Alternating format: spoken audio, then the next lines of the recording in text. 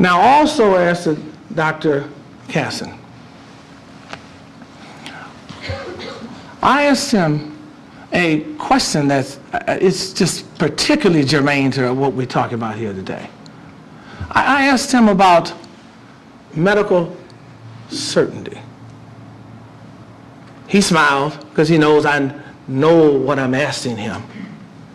I asked him, can you say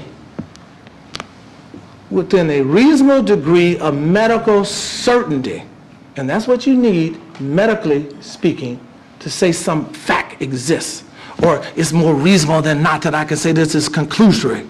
That's what they do when they say a degree of medical certainty. My words were, can you say with a reasonable degree of medical certainty that, and I bifurcated the situation, that Lord Dickerson died as a result of smothering. His answer was, he knew he was in the hot seat. He was in the hot seat, believe me. Body language, he moved around somewhat, then he finally says, no. Then I asked the reverse question. Can you say, with a reasonable degree of medical certainty, that Lord Dickinson died as a result of strangulation? He said, no. Okay, so now, so what are we left with here now? Now this is the case. This is the case right here. This is basically the case. What are we talking about now? We have an either-or diagnosis and cause of death. She was either smothered or she was either strangled. Then he found himself in a difficult posture. So he said, well, it could have been both. Well, here's a person, what I'm alluding to, has done 14,000 autopsies. You know the man is particularly adept in his profession. And he can't tell you the cause of death? Oh, not true, not true. He didn't know the cause of death because he failed to perform the test that was to give him the actual cause of death. So what he said, I just did it by the process of elimination. Process of elimination in a situation this serious? And let me explain to you more so why I know that he had to be struggling with the problem. That's why I asked him on January the 16th, did you have a meeting with some police officers? And this is what I was alluding to. You find the autopsies performed on December the 18th. She dies, the body is discovered then, let me put it like this, on the 15th, autopsy is on the 18th. He gives a cause of death as pending, pending. Then after he gives a cause of death as pending, this pending holds for a long time. Coincidentally, the pending now turns to probable, the word I use is probable asphyxia on March the 5th, 2007. What a coincidence. Mr. Taylor's preliminary examination was, wow, March 6th, 2007. So I asked Dr. Casson, what happened between the December the 18th and March the 5th to change this, because he didn't know, because he wouldn't have put pending. If he knew for certain, he would have put what he thought to be the cause of death then. So we know he didn't know. He said, well, I was waiting on some lab results.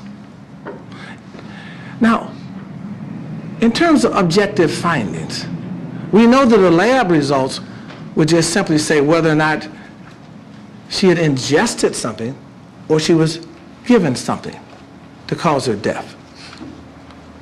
So the lab results, he stated, did not change his views or his opinion. So what happened between December the 18th, when he couldn't even tell a cause of death, and March the 5th, when he comes in this courtroom and basically says thereafter that I'm certain as to what it is. It's asphyxia. What happened? Well, we know he didn't perform any further autopsy because the funeral has occurred. He said, I looked at some more slides, but the slides are the same ones he looked at before. They were there. So what happened between that period of time to make this go from, I don't really know what happened here, to asphyxia? I think he did use a process of elimination, but this is kind of too serious of a matter to be talking about some process of elimination. You should be certain, beyond a reasonable doubt, that Laura Dickinson died of either asphyxiation by virtue of smothering, but you can't say it was, or maybe it was suffocation, or maybe it was both. That's what we're talking about. This is not some flip a coin and I'll just come up with a cause of death here. But I'm going to ask you to convict a person based upon, could be, maybe it is, maybe it isn't. It doesn't work quite that way. You remember the testimony of Dr. Noah? Why does he become important in your consideration as to whether or not Laura Dickinson had a cardiac arrhythmia? We know she did. Her own doctor said she had it. She was referred to a specialist. She has a family history of cardiac problems. Her grandfather died before the age of 50. Paternal grandmother has, aunt has it rather. So we know it's a family problem. She has a heart problem in the family. What are some of the signs and symptoms? Lightheadedness, tiredness. Why does that become important? What did Maria Clary say? Well, she said she was tired. That's why when they were running that day.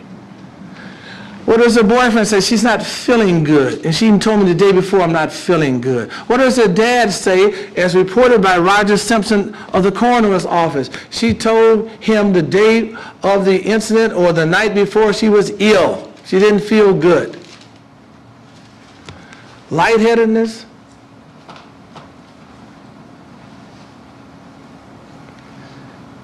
and tiredness, fatigue. Those are the symptoms of cardiac arrhythmia. I asked the doctor from University of Michigan, can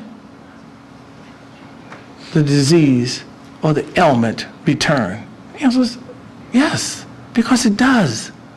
Why do you think her own cardiologist said, come back and see me if you need to. I'm going to let you wear a Holt monitor. We know based upon the testimony of the doctor that what's called a regular heartbeat between 50 and 100 beats. Even on the Holt monitor test, she had 125, even when she was waiting for the doctor. So, well, that was in 2005. You may say to yourself, what happened? This is in 2006. You may ponder and wonder, can it come back? Sure. It can come back. Sure. Something you can live with for the rest of your life. You may say, how is it that a person could be fully fit, rippling stomach, strong arms, as we find a lot of our youth, and how do they die on a football field? How do you find that some athletes are physically toned, may look like Adonis, but how do they die on a football field? Of natural causes. Very often, it's a cardiac arrhythmia. Very often.